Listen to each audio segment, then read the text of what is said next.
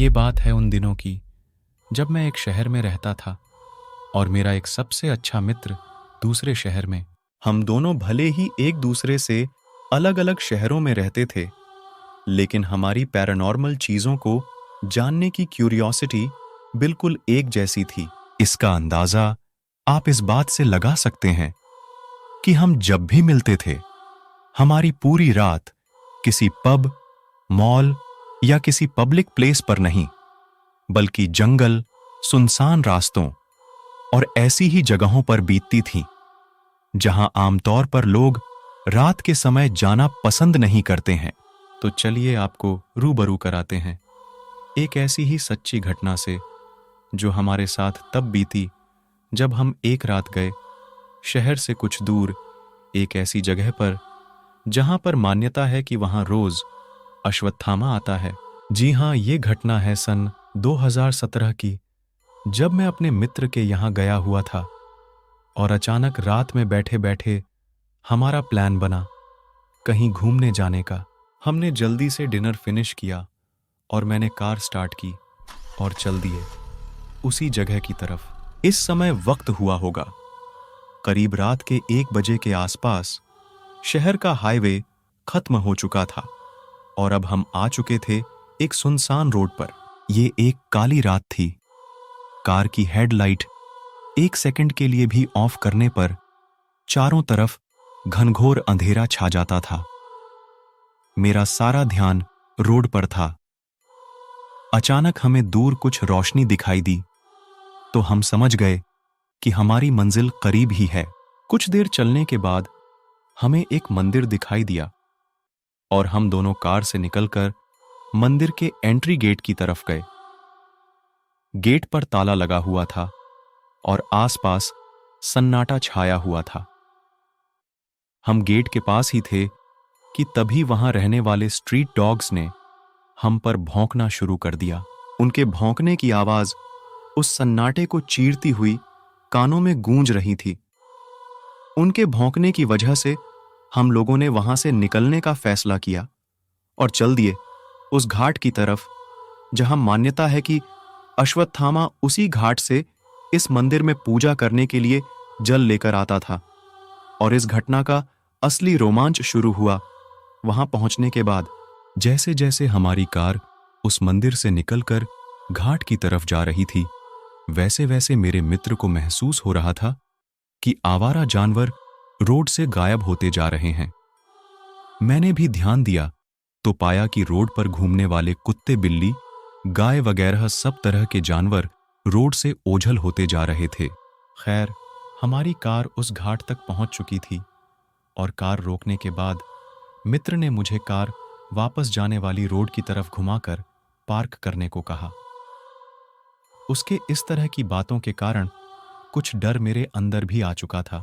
फिर मैंने कार घुमाकर पार्क कर दी और बाहर निकलकर हमने अपने अपने मोबाइल की फ्लैश लाइट्स को ऑन कर लिया और हम घाट के ऊपर बनी एक पुरानी ड्योरही पर पहुंचे जहां से नीचे नदी बहती दिख रही थी। कुछ ही दूर पर एक लाइट जल रही थी जिससे होने वाले प्रकाश में हम लोग नदी की धारा को निहार ही रहे थे कि तभी अचानक हमारे बिल्कुल नीचे की तरफ से किसी के कराहने की एक अजीब सी आवाज सुनाई दी। वो आवाज इतनी भयानक थी कि मेरा मित्र वहां से तुरंत पीछे हटकर दूर चला गया और उसको देखकर मैं भी वहां से पीछे हट गया। नीचे काफी अंधेरा था और हमारे मोबाइल की फ्लैश लाइट वहां तक नहीं पहुंच रही थी। वो ऐसी दर्द भरी भयानक आवाज थी जिसके बारे में आज भी सोचकर हमारे रोंगटे सिहर उठते हैं। फिर कुछ देर बाद हिम्मत करके हम दोनों दोबारा आगे आए और फ्लैश लाइट्स को नीचे की तरफ जलाकर ध्यान से देखने लगे। तभी अचानक से किसी चीज के पानी में कूदने की आवाज आई और उसी आवाज के साथ सब शांत हो गया। वो किसी के भयानक तरीके से कराहने और पानी में कूदने की आवाज आज भी हमारे लिए एक रहस्य ही है जो शायद कभी सामने नहीं आएगा। बहरहाल हमने ध्यान से नीचे देखा तो हमारी नजर सुलग रहे आग के कुछ अंगारों पर गई। हम दोनों को ये समझते हुए देर नहीं लगी कि ये शायद वो जगह है जहां पर लाशों को जलाया जाता है, और हमने तुरंत वहां से पीछे हटने का फैसला किया।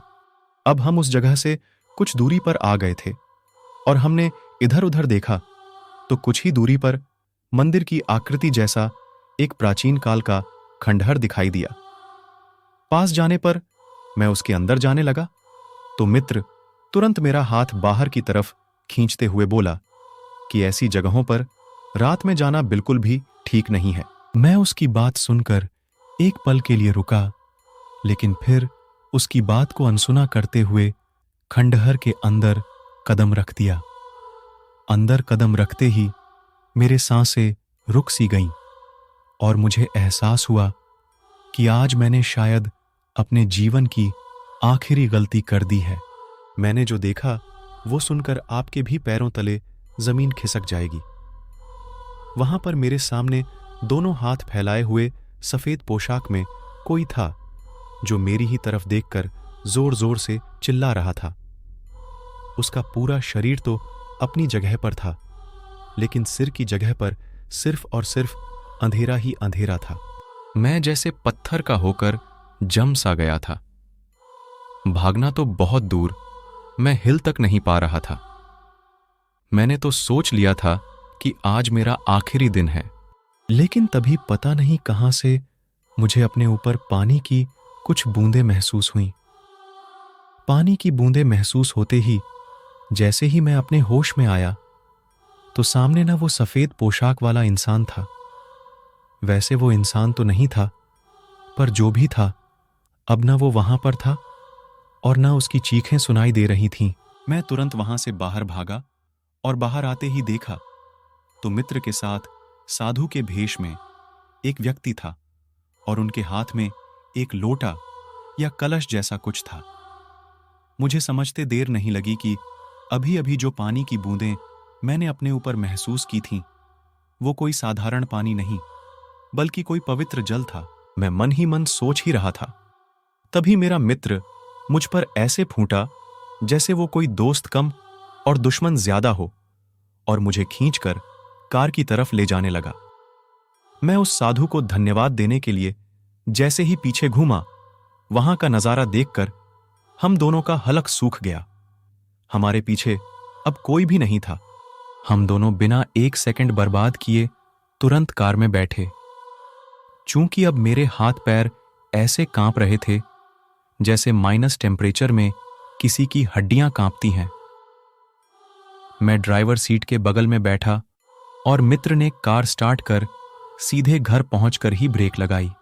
तो दोस्तों, ये थी हमारे जीवन की वो सच्ची घटना जिसके बारे में सोचकर आज भी हम सिहर उठते हैं। कुछ रहस्य ऐसे हैं जिनसे शायद कभी पर्दा नहीं उठ पाएगा। तो चलिए दोस्तों, जल्द ही मिलते हैं एक अगली कहानी में। हमारे साथ बने रहने के लिए सब्सक्राइब करें आपके अपने YouTube चैनल को, और अगली कहानी का नोटिफिकेशन पाने के लिए क्लिक करें बेल आइकॉन पर।